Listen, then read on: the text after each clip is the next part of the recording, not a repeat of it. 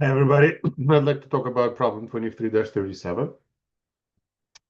And that problem is asking you to sort of look at the incremental effect of buying a new business, buying a new product line, in this case, sorry, on the performance metrics of the company. So right now, you have a company with operating income of $250,000 and average assets of 2.5 million, which right here gives you the return on ROI, which is return on investment of 10%.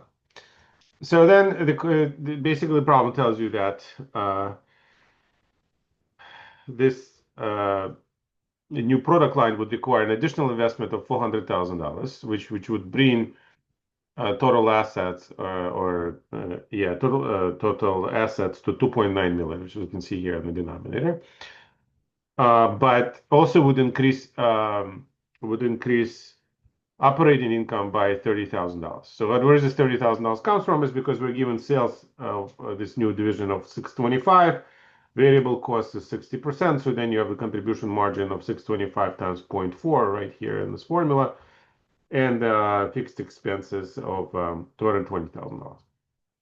So that's $30,000 extra. So your revised operating income is 250 plus 30,000, 280,000. So you can see from this basis, if you did that, the ROI goes down from 10% to 9.7%. So if you just look, if you did make this decision solely on the basis of ROI, then you shouldn't do it, right? Because your ROI goes down. Then we have on the two other alternatives. So for example, if you used residual income, which is essentially your income of 30,000, incremental income of 30,000, minus the capital charge, disregarding any taxes, and your cost of capital here is 6% times the cost of investment of 100,000. That's $25,000. That is your capital charge here, the minimum acceptable investment. So then you have residual income of $6,000, and so residual income was positive.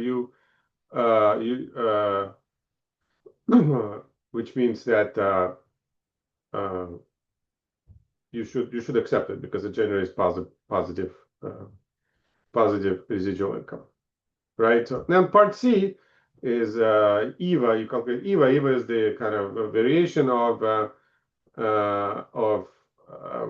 economic value added of the residual income approach. Just the only difference being you have to look at the income on the after-tax basis. So income of, instead of $30,000, its after-tax income is 24,000, so minus 20% tax. Again, multiply 24,000 by 6%. I'm sorry, not 24,000. You need to multiply the net assets. In this particular case, $400,000 was the total assets of this division, minus $18,000 of liabilities by 6%. That gives you the capital charge of 22,920, and that gives you the EVA of 1080, right? So again, EVA is positive, so therefore you should accept the investment. So essentially, approach B and approach C are kind of very similar. Main difference being what? So then when you just look at the residual income, you just look at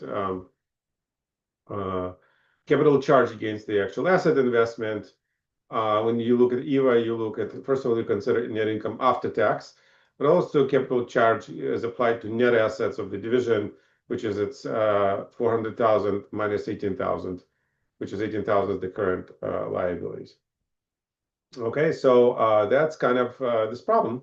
So illustrates three different approaches to calculating the return on calculating performance metrics on the three different scenarios. Thank you very much for listening, and have a wonderful day.